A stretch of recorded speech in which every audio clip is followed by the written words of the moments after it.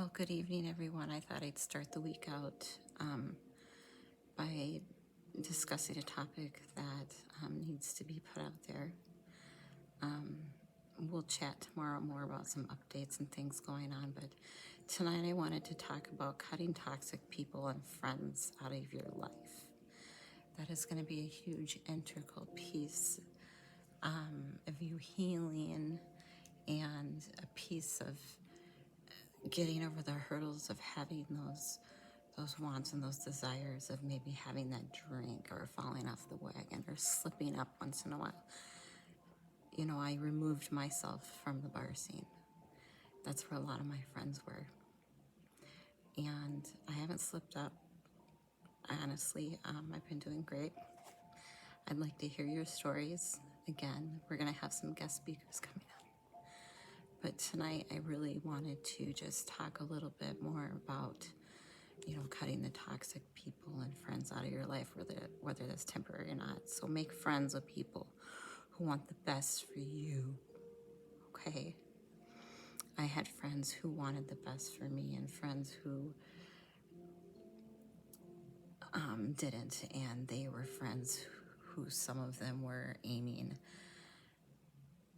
up and some of them were aiming down. And if you have a friend aiming down and you do something that's aiming up, then they're generally not that happy about it. If they're not happy about it, they'll try to top your accomplishments, one of their own hypothetical or real, or put down what you're doing, or after you know you're trying to quit cigarettes, they offer you one, or you kind of done that successfully, or you're drinking too much and are trying to stop being an alcoholic, or the cynical and bitter and devoted towards no good. They're towards no good. Sometimes that's family members too. Sometimes it's even part of you. But like, you have an ethical responsibility to take care of yourself. You have an ethical responsibility to surround yourself with people who have the courage and the faith and the wisdom to wish you well when you've done something good, and to stop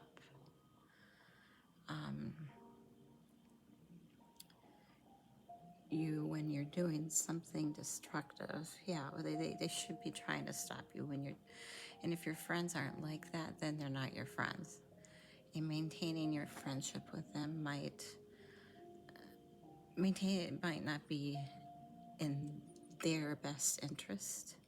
So be careful about whom you share good news with, if that makes sense. And another was, be careful about who you share bad news with. A friend is someone you can share good news with.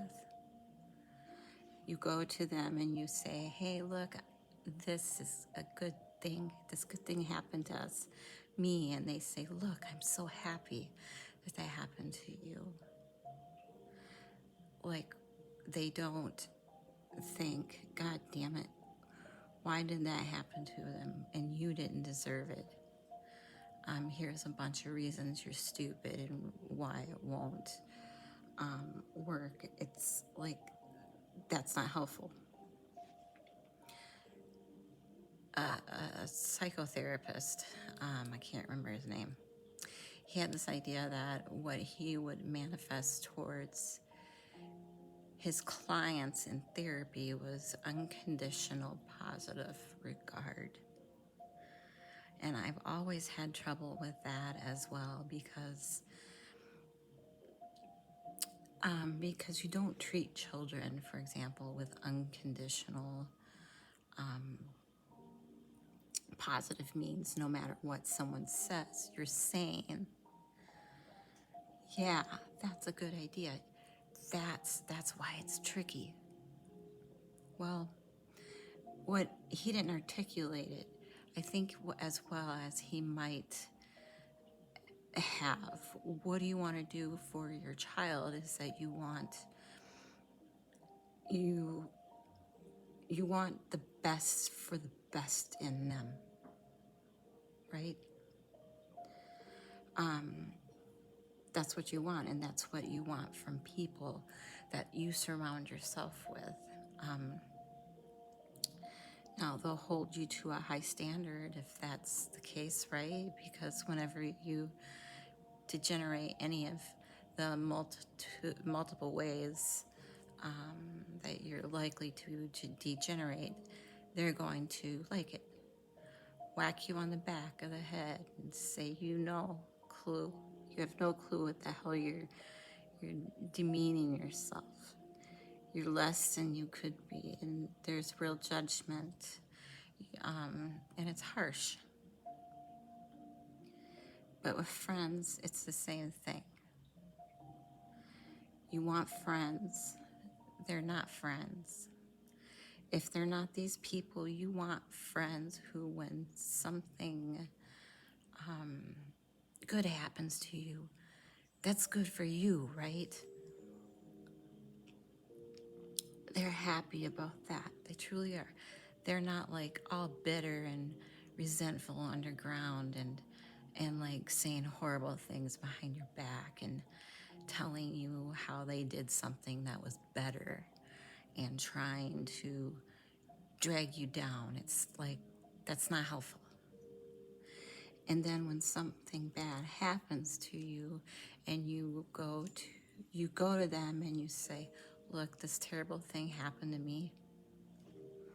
First of all, they don't try to top it with something horrible, things that happen to them, because they don't have the patience to listen. And second, they're not secretly gloating about the fact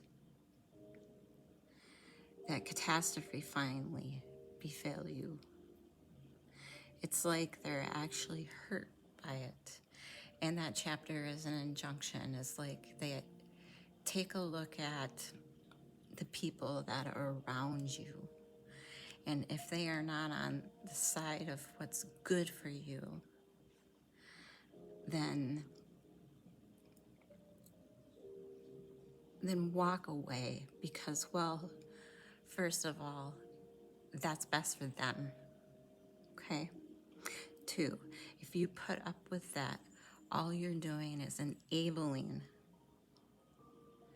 it. It's like, well, it's okay that you mistreat me in that way. That's harmful to me and everyone else. It's like, actually, no, that is not okay. It's not the least bit okay. That doesn't mean you shouldn't try to help someone when they're down. That's a whole different issue. What if it's someone, so you know that you say, like, walk away, right? Do you still walk away from your family? You do if it's necessary. Yeah. There's a lot of different ways of walking away. Sometimes someone on an irrecoverable path, like there's just nothing you can do. Maybe they're aiming down, and they're bitter, and everything they do is to produce misery, virtually everything. And you have to detach yourself from that. It's like, I always think about it from the perspective of a lifeguard. So if you're training to be a lifeguard, one of the things that you're trained to do is to approach someone who's drowning, right? And panicking. And the way you approach them is you put your foot out between you and them, and you push forward with your hands, with your foot out. And if you basically tell them, if they're flailing about, say, look, I'm here to help, but you have to calm down. And then if they cling to you like in panic, you have to push them. you have to push them away. You think, well, that's pretty damn cruel. Because what if they drown? It's like, yeah, what if you both drown? That's like not helpful. You're there to rescue them. They take you down. You're both dead. It's like fail, right? It's like, well, it's the same with someone in your family.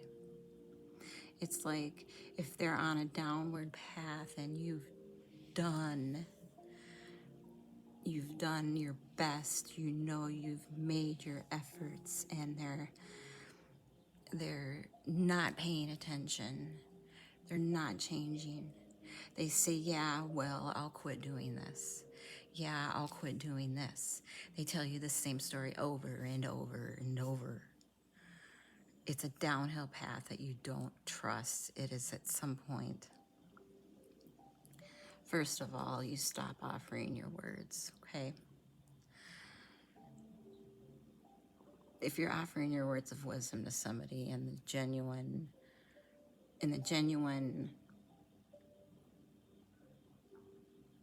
attempt to help, and they treat that with contempt, then shut up, because you're demeaning your words by throwing them away.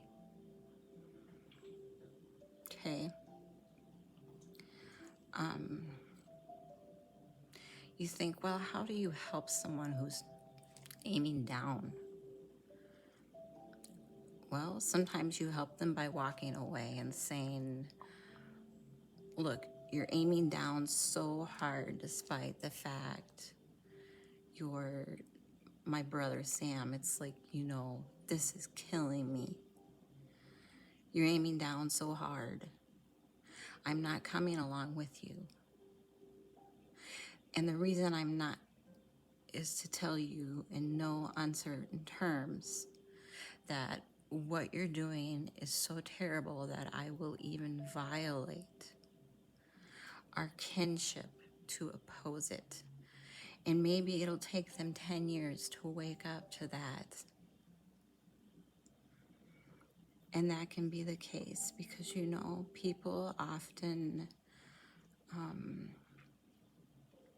people often have to be hit so many times before they learn.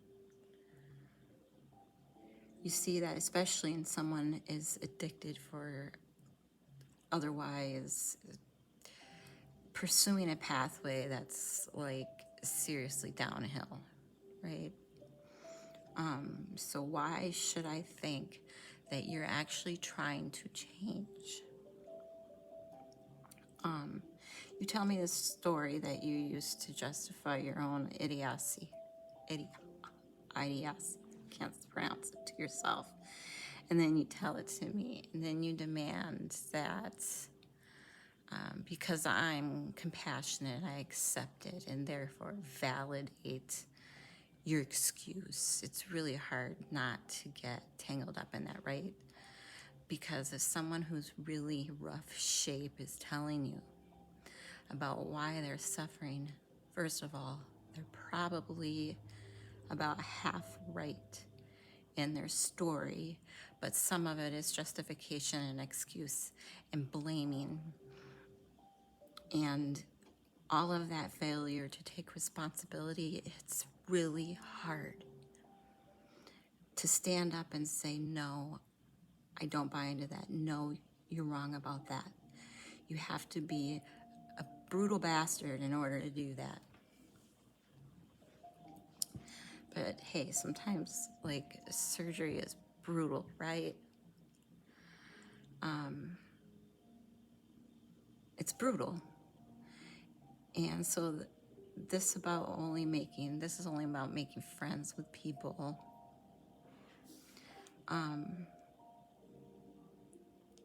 who want the best for you. That's a brutal chapter, but it's right. Unfortunately, here's how you know if someone is your friend. Okay, I want you to listen. You can tell them bad news. and they'll listen. They won't tell you why you're stupid and why that bad thing happens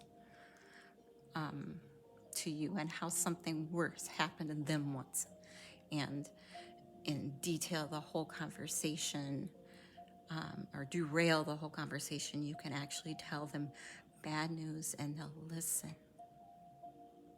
So that's a good thing. And then this is a weirder thing. You can tell them good news and they'll help you celebrate. And that's a really good way of deciding who you should have around you. Because if you have someone around you, something good happens to you and you're kind of afraid to even admit it because, God, something good happened to you. You let them be known, then they'll certainly be taken away, so that you come out and you sort of like, you tell someone half-heartedly that something good happened to you, and they give you a whack and they talk about the great thing that happened to them 3 years ago or worse. Somebody that they know 3 years ago, it's like, go away from that person, okay? They're not helpful to you. And you're not obligated to associate with people who are trying to damage the structure of being your being, the family being, social being, all of that. It's like, no, wrong, move away. No. And you think, well, you know, that's cruel. It's like, it's not cruel. You're sending a message. This sort of behavior is not to be tolerated. Plus, if you make success out of yourself, let's say that. Let's say you develop your character. Well, then your example. Then you're your example. And at some point, maybe that's what that person is going to need as an example. Maybe they'll hit rock bottom and think, oh my God, I'm not on the right path. It's like there's an example I could follow. You can't justify it by compassion and the other thing. People don't exactly understand that it's okay morally to choose people that are trying to help you be better. And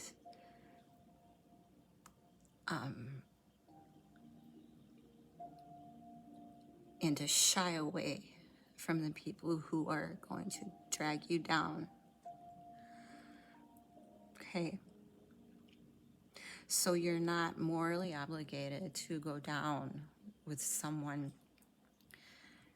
else's ship. Now, you think that's pretty harsh, pretty rude. You can't abandon a friend of need. That's not what I'm saying. I'm saying that it is appropriate for you to look at your